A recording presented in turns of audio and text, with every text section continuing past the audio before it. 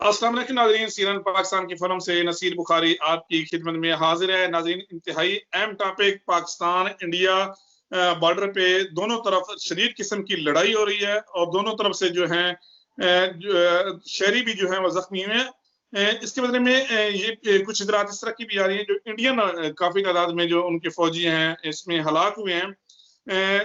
जो कश्मीर का उनका इलाका है, मकबूजा कश्मीर है, वहां पे भी जो मुजाहिदीन है उन्होंने जो भारतीय फौजी हैं उनको भी काफी जो है वो नुकसान पहुंचाया है। इन तमाम मौजूआत पे आज बात करने के लिए बहुत ही फेमस हमारे दोस्त इस्लामाबाद से सहाफी फैसल तारड़ साहब हमें ज्वाइन कर रहे हैं।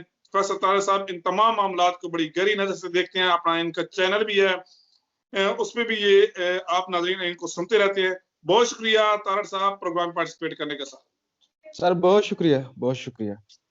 तारड़ साहब, हमारे नाज़रीन को ये बताएं कि रात बल्कि परसों से अभी तक बड़ी शदीद किस्म की दोनों तरफ से फायरिंग हो रही है।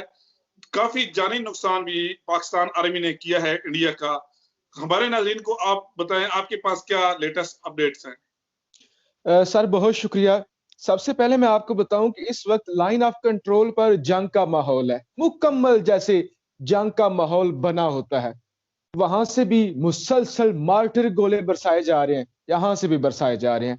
दोनों जानब से नुकसान हो रहा है, लेकिन पाकिस्तान ने जितनी ज्यादा इंडियंस की लाशें गिराई हैं, ये हम इसलिए नहीं बात कर रहे कि हम पाकिस्तान में हैं और हम पाकिस्तान की फेवर करें। न्यूट्रल मीडिया, दुनिया का जो न्यूट्रल मीडिया है, वो कह रहा है कि पाकिस्तान ने भारत का ज्यादा नुकसान किया है। तो पाकिस्तान ने मुंह तोड़ जवाब दिया है। और फिर जो आज डीजी आईएसपीआर ने प्रेस कॉन्फ्रेंस की है, इससे अच्छी प्रेस कॉन्फ्रेंस मैंने अपनी जिंदगी में नहीं सुनी, जिसमें उन्होंने पूरे एक एक सबूत, एक एक डिटेल, एक एक ट्रांजैक्शन, एक एक सबूत, वॉइस नोट, कॉल, वीडियो, हर चीज उन्होंने सामने रख दी। और मैं समझता हूं इतने ज्यादा वो सबूत, अब भारत ये भी नहीं कह सकता कि ये झूठ, ये जो सबूत है ये पाकिस्तान ने झूठ गाड़ लिए हैं, पाकिस्तान ने खुद बना लिए। सारे के सारे सबूत जो हैं वो दुनिया में किसी जगह पे भी रखे जा सकते हैं। लिहाजा अब ये दुनिया पे डिपेंड करता है कि दुनिया इसको किस तरह से लेती है। सबसे पहले मैं आपको बता दूं ये नौबत क्यों आई। नौबत इसलिए आई कि एक तो भारत कभी भी पसंद नहीं करता कि पाकिस्तान तरक्की करे, पाकिस्तान आगे बढ़े। ये तो शुरू से भारत का मसला है। मैंने पहले भी एक दफा बताया था कि जब से पाकिस्तान बना है वो पाकिस्तान की तरक्की नहीं चाहते। अब भारत बड़ी मुश्किल में फंस चुका है, भारत के लिए बहुत ही खतरनाक हालात हो चुके हैं। अगर हम सिर्फ चीन की बात करें ना, चीन जिसको 7 माह हो चुके हैं, वो लद्दाख में है। आज अगर लद्दाख को आप सर्च करें, वहां पे इतनी ज्यादा बर्फबारी हो रही है, इतनी ज्यादा बर्फबारी हो रही है, और भारत के पास कुछ भी नहीं है। यकीन करें उनके पास कुछ भी नहीं है। एक तो होता है कि हम तनकीद करना शुरू कर दें, हम ऐसे शुरू हो जाए यार उनके पास कुछ नहीं है, उनके पल्ले कख भी नहीं है। अच्छा, भारत ने आज से चंद दिन पहले एक कैंपेन चलाई अपने मीडिया पे।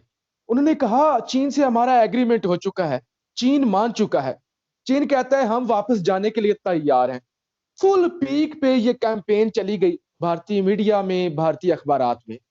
जब चीन को पता चला और चीन ने इतने सख्त बयान दिए, चीन ने कहा आपकी जुर्रत कैसी हुई कि आप कहें कि हम मान चुके हैं।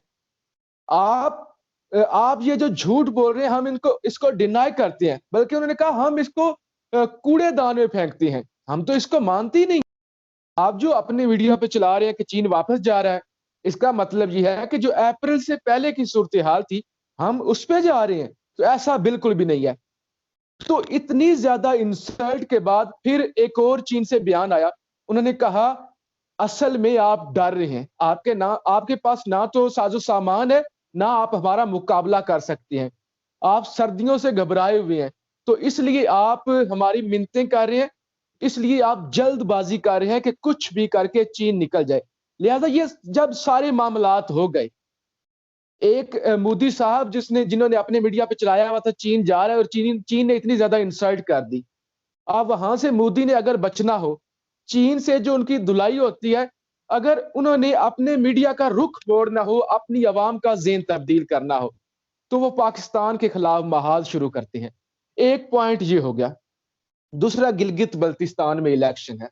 आई थिंक परसों वहां पे इलेक्शन होने जा रहा है और उससे पहले हमें खतरा था, हमारे पास ये इतलात थी कि पाकिस्तान पर बिल्कुल अटैक हो तारड़ सकता है। साहब, DGIS-PR ने अपनी प्रेस कॉन्फ्रेंस में बड़ी दो जो अहम बातें की उनमें GB इलेक्शन के बारे में कि इंडिया किस तरीके से वो माहौल खराब करना चाहता है, और दूसरा बलूचिस्तान के हवाले से उन्होंने बताया कि $23.5 मिलियन जो है उसकी दहशतगर्दी वहां से हमने वो उसकी जो है ना जो इंतशार फैलाना चाह रहा है बलूचिस्तान में, वो भी हमने पकड़े हैं। ये एक बहुत बड़ी डेवलपमेंट है। ये हमारी जो DGIS-PR है, हमारी आर्मी है, हमारे इंटेलिजेंस इदारे हैं, उनको क्रेडिट जाता है सर।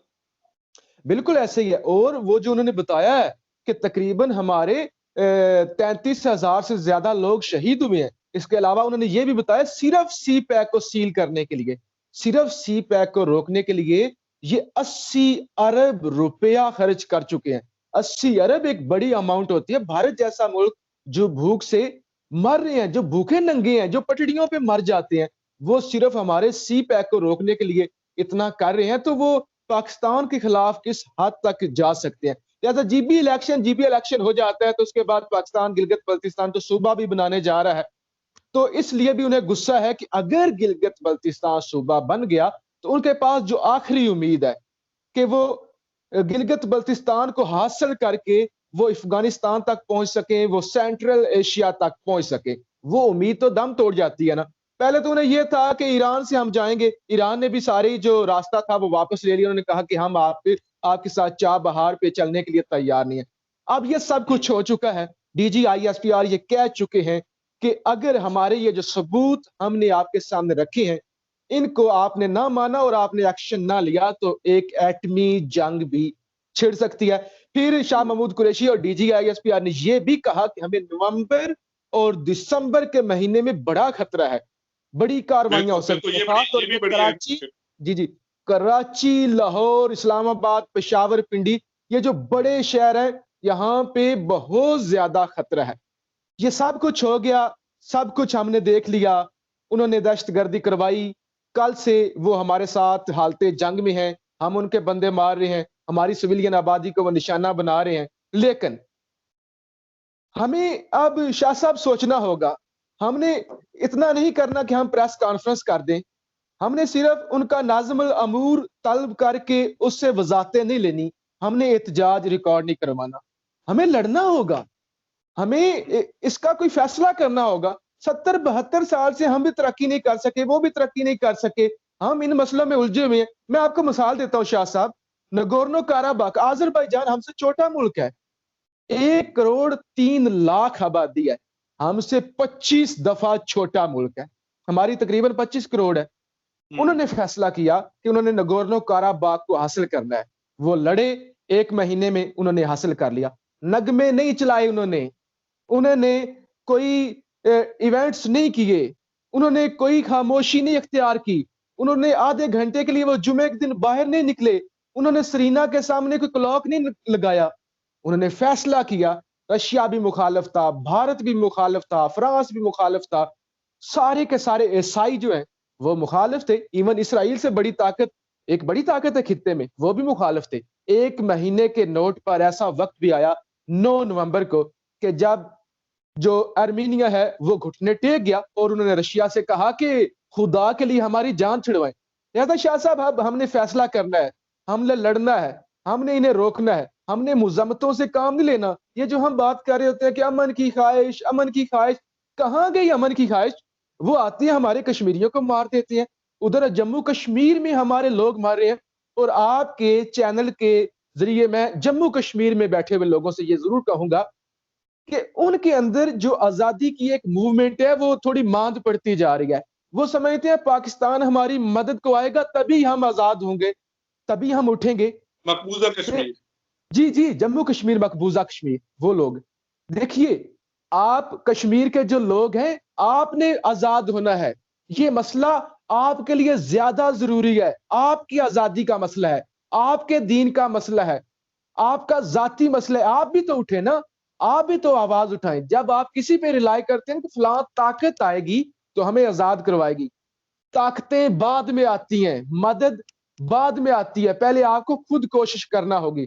تو پاکستان کو, آزاد کشمیر کو اور جموں کشمیر کے لوگوں کو اب مل کر فیصلہ کرنا ہوگا کہ بہت ہو گیا, ہم نے امن کے یہ جو راگ ہیں, ہم نے بہت سارے آلاپ لیے, ہمارا وہ 126 ارب ڈالر کا نقصان کر چکے ہیں 2001 سے لے کر 2020 تک. ہمارے تقریباً 33,000 سے زیادہ لوگ شہید ہو چکے ہیں, 19,300 سے زیادہ انہوں نے ہم پر حملے کیے ہیں بھارت نے. تو اگر ہم اسی طرح سے نرمی اختیار کریں گے, اسی طرح سے ہم خاموشی اختیار کریں گے اور ہمارے وزیر اعظم کہیں گے کہ یہ خود ہی مسئلہ حل ہوگا, ہم کچھ نہیں کر سکتے, تو میرے خیال سے ہمیں کوئی بھی غیرت مند ملک نہیں کہے گا, کوئی بھی ہمیں غیرت مند قوم نہیں کہے گا. ہمیں سیکھنا ہوگا آذربائیجان سے, اور ہمیں اب لڑنا ہوگا, اب ہمیں کوئی ہدار نہیں کرنا. جی فیصل طاہر صاحب بہت شکریہ پروگرام پارٹیسپیٹ کرنے کا. ہم امید رکھتے ہیں آئندہ جو دن ہیں ان تمام ایشو جو ہیں LOC کے حوالے سے اور پاکستانی پالیٹکس کے حوالے سے آپ سے مزید بھی ڈسکس کرتے رہیں. ونس اگین آپ کا شکریہ ادا کرتے ہیں, آپ نے ہمارے چینل کے لیے وقت نکالا. ناظرین امید ہے آج کا جو ہمارا شو آپ کو پسند آیا ہوگا. آپ کا میزبان نصیر بخاری CNN پاکستان کے فورم سے آپ سے اجازت چاہتا ہے. اپنا خیال رکھیے گا. خدا حافظ.